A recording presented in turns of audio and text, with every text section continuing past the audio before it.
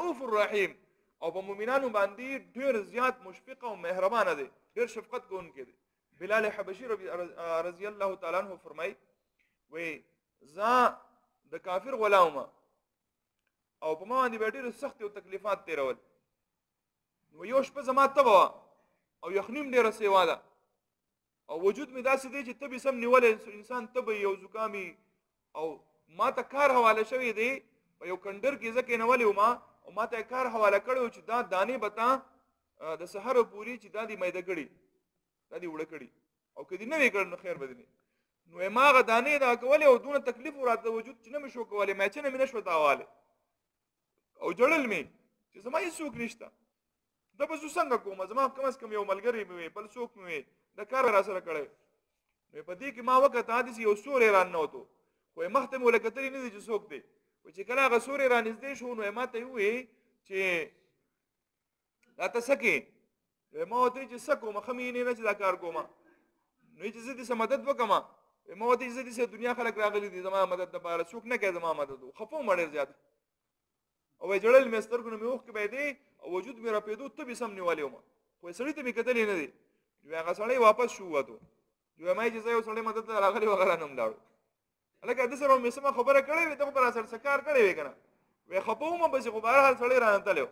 وې لک سات بعد قصړې بیا رانه وې ماته وی دا غسر په وسرو ګرم کړیو او کجوري وسره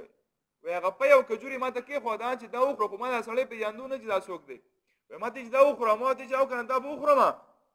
او سحر مې دون وی بیا به دا غسر سکو مالک سره وې ماته چې خې ته آرام وکړه او خره او دې با کم کار بوشي دا بوشي تکې نه دلته وې زرا لما په مو وسکل کجوره مې وخړه چې څنګه مې ډډو والا دونه نه جوړو مدونه په تکلیف کوم چې سترګې مې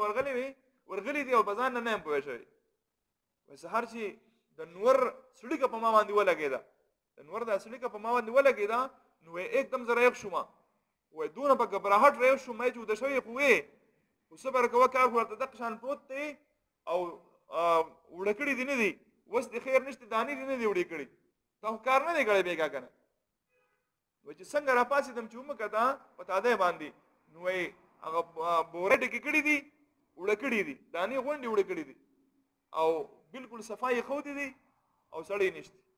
مې چې لکه دلا څنګه سړیو او چې سار مې وای نایک مې راغی مالکو جو هغه زمانه ډېر خوشاله شو په دې باندې خو دا پړه کې خو سره هم نو وای ماته نور کار والا کو چې وس بدا وړکه بیا هغه ته ناسومه چې وای قشان ماسوتن شو نو بیا حق سړی ران نوته او قشان پې راوړه او کجوري وسره او ماته کې خو دا ماته وی چې دا وخره او دشه مې چې دا وړه وی چې بیګا شي وګنه نن به موشي وای دغه سړی بیا دغه مې چن تناسته او زه په آرام سره ود شم او دې سړی ثابت شپه مې چن وچله ولا زما هغه د غلام هغه کار نمې پیژنې نمې جنې نه زه پیژنم او کله چې دا زمونږ دا ختم شو سحر شو چې را پاسې دم بیا وړ شوې او بل ورځ وای حضرت ابوبکر صدیق رضی الله تعالی عنہ راغی او وای زه آزاد کړم او وای غستما وای ماته وی چې دا سړی پیژنې مې چې نه پیژنم چې دا محمد رسول الله صلی الله تعالی علیه وسلم د الله نبی